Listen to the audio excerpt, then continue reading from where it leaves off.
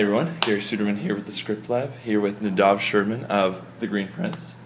Thank you for being here. Thank you for having me. Thanks. So, first off, this is a story, it goes into the layers of the Israel-Palestinian conflict. We explore Shin Bet, but it's not an adaptation of The Son of Hamas.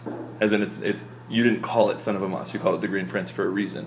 So, what did you do when you were wanting to differentiate this film and make it its own entity? That's a very good question.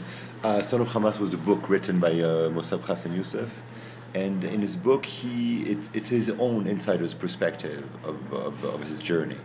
The film is actually quite different because the film is about the relationship between Mosab and his Shin Bet handler.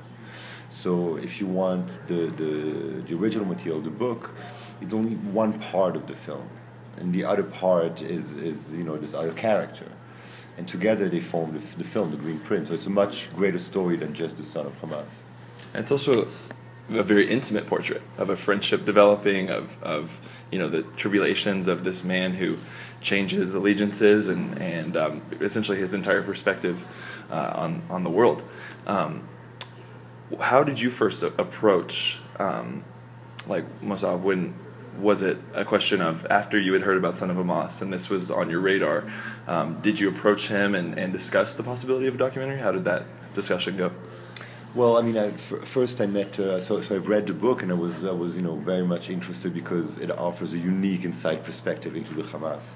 And then I was introduced to Gonen, and when I understood the nature of their relationship, this Israeli Shin Bet handler and this Palestinian wannabe terrorist, who turns and works with the Shin Bet, and they turn out to be best of friends, I was filled with such an innate hope that I was very much compelled to move forward with the project. And then I needed to meet Mosab, because when you make a documentary film, you need to meet the characters. You need to see how eloquent they are, how they would pass on camera, what sort of chemistry you have with them, because in my films it's often about the relationship that I form with my subjects, and because they're very emotional films, so you need to create a sort of a close bond, and I needed to see if that bond was there. So I flew to New York. We decided to meet halfway. He was in the West Coast, I was in Europe, so I flew to New York, and then I was waiting for him in the hotel lobby. And as I'm waiting for him, the news come on that Osama bin Laden had been assassinated, and it was a huge, buzz and sort of shock, and everybody was riveted to the screens. Within minutes, Mosab walks into the lobby, and he's like, "Did you hear the news?" Yeah, he's like, "We have to go to ground zero right now." And within 5 minutes of meeting the Son of Hamas leader, I'm with him in a cab going to ground zero. And we get there, and there's a huge celebration. Americans are shouting, "America, America." And Mosab was trying to join into the celebration. And I was observing this, and I was fascinated because, he had lost his roots. He uprooted himself from Palestine, from the whole region. He had gotten asylum in America, and he was really trying to fit in and be part of a new community. And I was witnessing it on that day.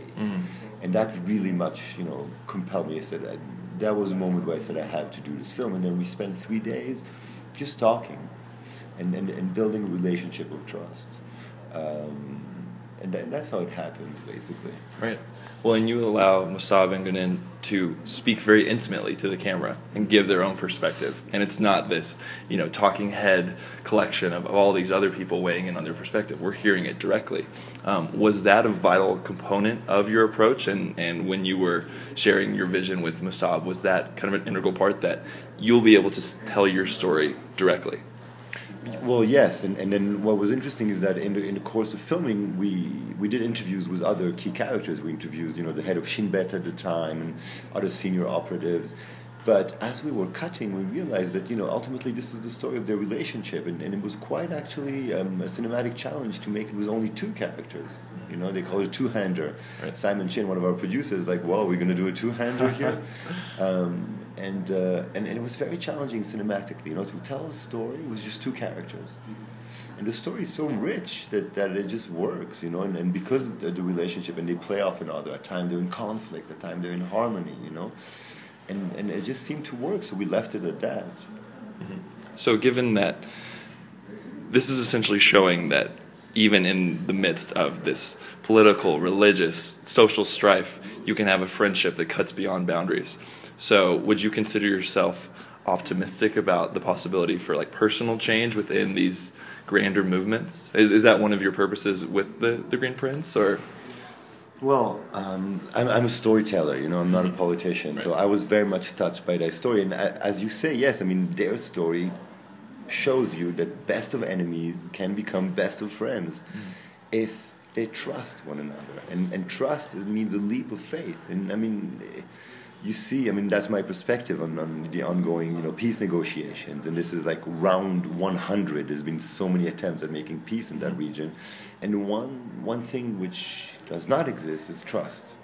And you, from their story, from this individual story, you see that you need to trust the other person and take a leap of faith so that the other person can trust you and take a leap of faith. And that's when you meet. And that's why the story is so extraordinary, because these two people, at great personal risk, took a leap of faith to trust one another, and that's what formed this friendship. Absolutely. And now they're almost brothers, as they were saying at the Q&A. Yeah, absolutely. Well, so from Champion Spy to In the Dark Room to now Green Prince, what's next for you? Ooh, there's a couple of very interesting projects that we're looking into right now. It's a bit too soon to talk about them. But in the documentary realm, we can look forward to more? Yes, also. All right. Well, we look forward to seeing it. Thank you so much. Thanks again.